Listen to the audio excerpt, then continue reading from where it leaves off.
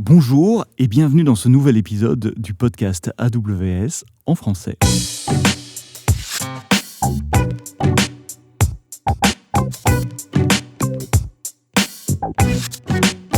Merci de nous écouter et de plus en plus nombreux à télécharger ce podcast. Continuez d'en parler autour de vous, d'en parler à vos collègues et continuez de nous faire part de vos feedbacks, de vos suggestions de sujets sur mon Twitter personnel SEBSTO.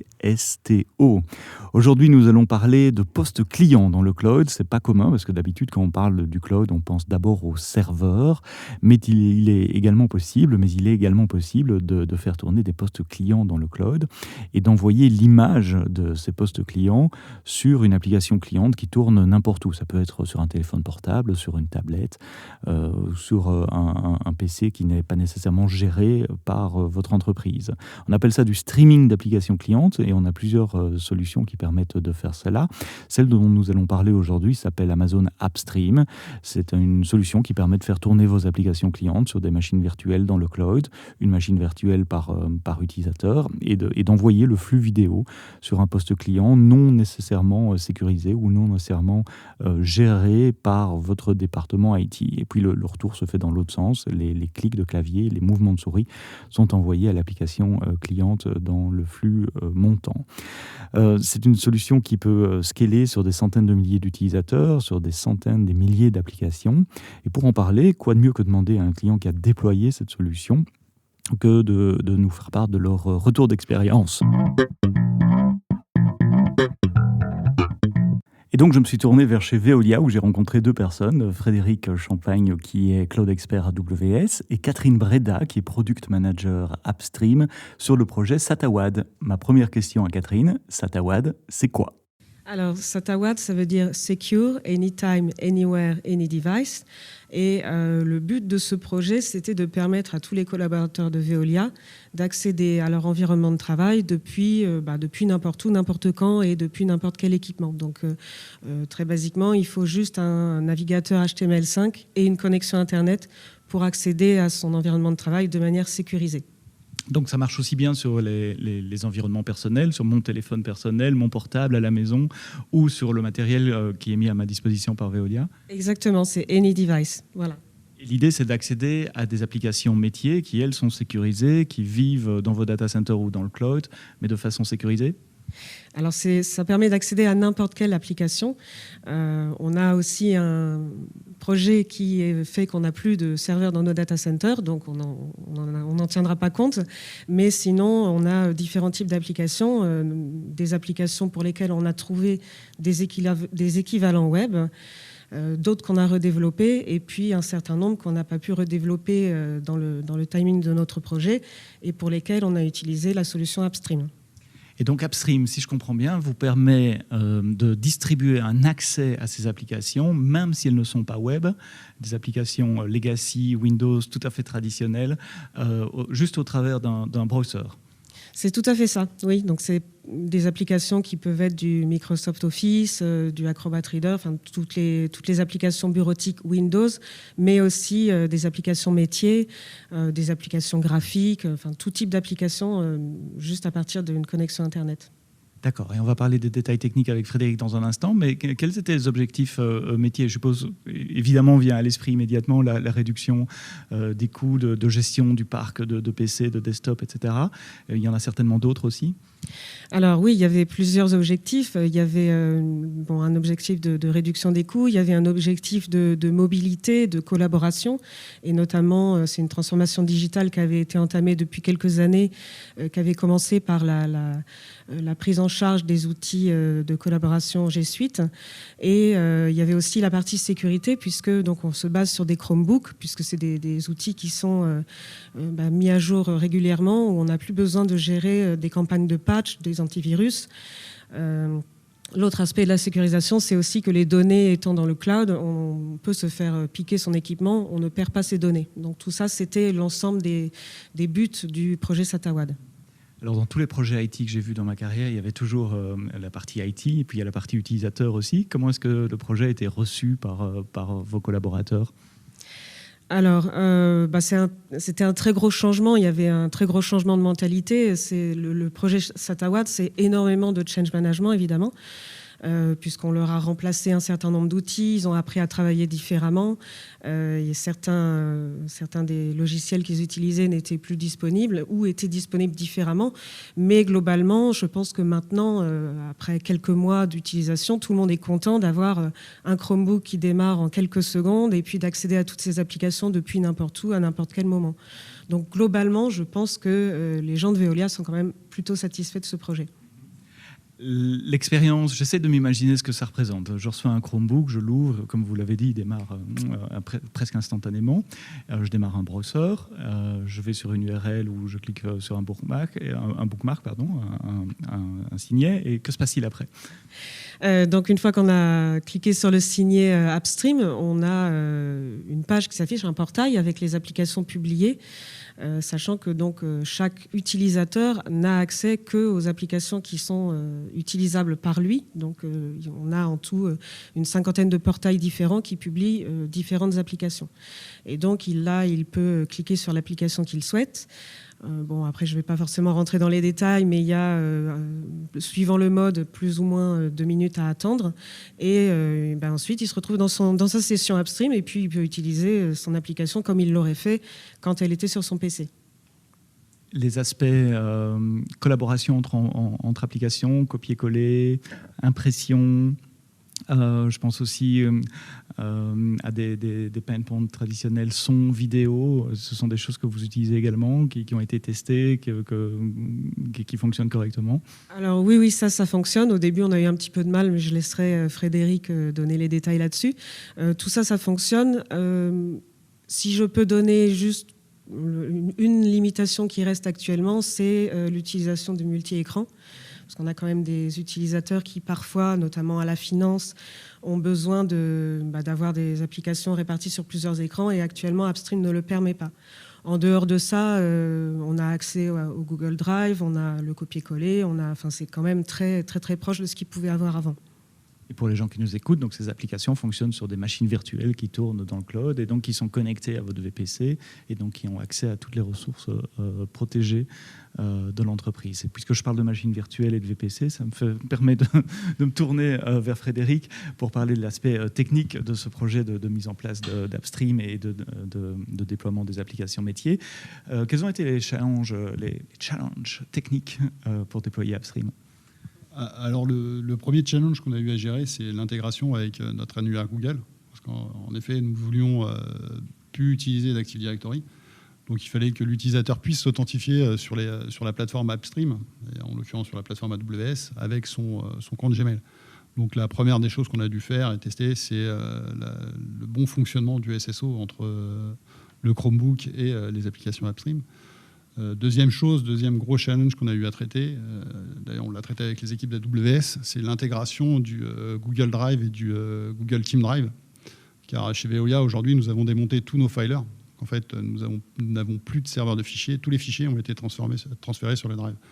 Donc il a fallu travailler longuement pour pouvoir intégrer une feature qui nous permettait de remonter nos Drive et nos Team Drive à l'intérieur de nos sessions Upstream pour pouvoir avoir accès à l'ensemble de nos documents. Alors, je vais reprendre les choses dans l'ordre. Le premier, c'était le single sign-on. Donc, ça veut dire que chaque employé Veolia a un compte Google. Et vous avez un repository d'identité chez Google. Et il a fallu intégrer cela avec OAuth, je suppose. Du tout, on a utilisé du SAML V2. Oui. Et donc, le deuxième dont vous parliez, c'était les drives partagés Google, qui, si je me souviens bien, était une fonction qui n'était pas dans Upstream au moment où on a démarré Upstream, où vous avez démarré ce projet. Vous pouvez expliquer comment ça s'est passé avec AWS pour amener cette fonction et le résultat aujourd'hui, c'est que ça marche, non ? Oui, alors aujourd'hui, le résultat est que ça marche. Alors, comment ça s'est passé ?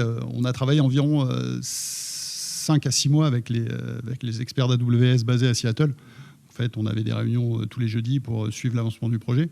Ils nous ont fait plusieurs releases sur des environnements de test. Donc, on a testé on a fait plusieurs allers-retours entre eux et nous en leur indiquant ce qu'on trouvait bien, ce qui n'était pas bien, ce qui ne nous convenait pas, ainsi de suite. Et au bout de 5 mois, ils ont pu nous offrir une première release qu'ils ont d'ailleurs déployée niveau monde, puisqu'elle a été réalisée pour tout le monde.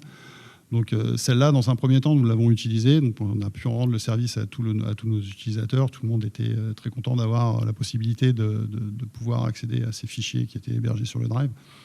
Il restait juste un petit souci à ce moment-là, sur lequel nous avons encore fait 2-3 allers-retours avec AWS, pour qu'ils nous offrent une autre feature, puisque en fait, quand vous avez un drive, vous avez trois items dedans. Vous avez le My Drive pour vos données personnelles.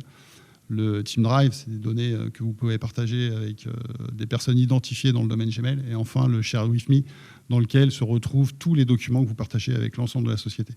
Et en fait, ce Share With Me contient des centaines et des centaines de milliers de fichiers. Donc à chaque fois qu'il fallait le télécharger sur Upstream, puisqu'en fait, à chaque fois que vous initiez une connexion vers votre drive, il récupérait l'intégralité du contenu de ce répertoire-là, ce qui chez nous prenait énormément de temps. Donc en fait, on a travaillé avec AWS pour justement pouvoir avoir la possibilité de désactiver cette option-là. Donc pour bien comprendre ce qui se passe, ces drives sont montés au niveau de la machine virtuelle qui tourne l'application dans le cloud. Et donc quel que soit le poste de travail à partir duquel je me connecte, ou même un portable, je retrouve mes mêmes drives, mes mêmes fichiers, puisque ça fonctionne sur l'instance. Puisqu'on parle d'instance aussi, les applications, elles tournent sur de l'EC2 classique, du VPC. Comment vous avez fait il y a deux choses dans ma question. Il y a le capacity planning. Je suppose que la réponse fait partie d'autoscaling, mais je vais vous laisser parler de ça. Et puis, choisir la bonne instance pour le bon type d'application, parce que je suppose qu'il y a des applications plus gourmandes que d'autres. Donc, est-ce que c'était au tâtonnement? Comment vous avez fait pour choisir le type d'instance? Et comment est-ce que la solution scale maintenant sur plusieurs centaines de collaborateurs? Alors au début, en fait, on est parti sur des instances, bien évidemment, les moins chères, les plus petites, parce qu'on voulait faire quand même, quoi qu'il arrivait, du saving. Et on s'est aperçu que dans 90% des cas, les instances les plus petites suffisaient largement aux besoins de l'utilisateur. Parce que pour gérer les applications dont ils avaient accès, c'était largement suffisant. Sur les applications qui posaient légèrement souci, on a eu du feedback de nos utilisateurs. Nos utilisateurs sont venus vers nous en nous disant c'est long, c'est long, c'est long. Donc ce qu'on a fait, on leur a dit mais c'est pas grave en fait. À partir du moment où c'est long, nous on a la possibilité d'interagir sur l'instance qu'on vous fournit derrière et les capacités de l'instance. Donc on a eu des échanges avec eux en leur montant légèrement le type de C2 qu'on leur met à disposition, donc juste celle du dessus. Et ça a réglé les 9 derniers pourcents de problématiques. Après, il a resté pour des cas vraiment spécifiques, des cas d'usage vraiment spécifiques, où là, on a dû choisir des instances avec beaucoup plus de mémoire, parce qu'en fait, les applications étaient beaucoup plus gourmandes, comme Photoshop. En fait, on a dû monter des instances basées sur de la mémoire. Mais je dirais qu'on y a été plus au feeling, et de ce qu'on connaissait, on avait quand même un background de ce qui se passait sur nos postes de travail. Nos postes de travail, ce n'était pas forcément des bécanes surdimensionnées. Donc en fait, c'est pour ça qu'on est parti dès le début sur les plus petites pour pouvoir faire du saving. Et Catherine parlait de 2 minutes de temps de démarrage quand je démarrais une application. C'est le temps de démarrage de l'instance EC2 ? Pas tout à fait. Alors, en fait, Catherine a effectivement parlé de ça. En fait, sur Upstream, vous avez 2 modes de fonctionnement. Vous avez le on-demand ou le always-on. Alors, ce qu'il faut savoir, c'est quand on a analysé le tableau des coûts, on s'est aperçu que le always-on, quand il n'est pas utilisé, il coûte 4 fois plus cher qu'une on-demand. Donc, on est parti de cette base-là pour se dire, bon, bah voilà, en fait, les postes, la nuit, ne vont pas forcément être utilisés, ou la journée, on ne va pas forcément avoir besoin tout le temps de sa machine, mais c'est dommage de démarrer 10 instances en always-on et d'en utiliser que 2. Donc, on s'est dit, par défaut, on va tout mettre en on-demand. Et si ça dérange les utilisateurs fortement, on les passera en always-on plus tard. Tout ça dans une optique de saving de coûts et chose qu'on arrive à faire. Aujourd'hui, les utilisateurs arrivent pour la plupart à le comprendre. Si je me souviens, dans la console on demand, il y a aussi un timeout. Vous pouvez dire l'instance va aller se mettre en hibernation après autant de temps. Et donc vous essayez de la garder ouverte en journée et vous l'éteignez après un certain temps de non-utilisation. Alors ça va dépendre des stacks, ça va dépendre des départements chez nous. Par exemple, le département finance, on leur permet de garder leur session ouverte pendant 2 heures. Maintenant, sur les autres départements, en fait, c'est des besoins vraiment ponctuels qu'ils ont. Donc, à partir de 15 minutes, on considère que l'utilisateur ne travaille plus. Donc, automatiquement, on lui kill sa session pour économiser, encore une fois. Catherine, vous vouliez rajouter quelque chose sur ce sujet ? Oui, en fait, au départ, on a eu tendance un petit peu à surréserver parce que justement, on avait peur d'utilisateurs qui arriveraient, qui n'auraient pas de session réservée et qui auraient un mauvais ressenti. Donc, à l'origine, on a beaucoup trop mis de réservations, y compris en on-demand.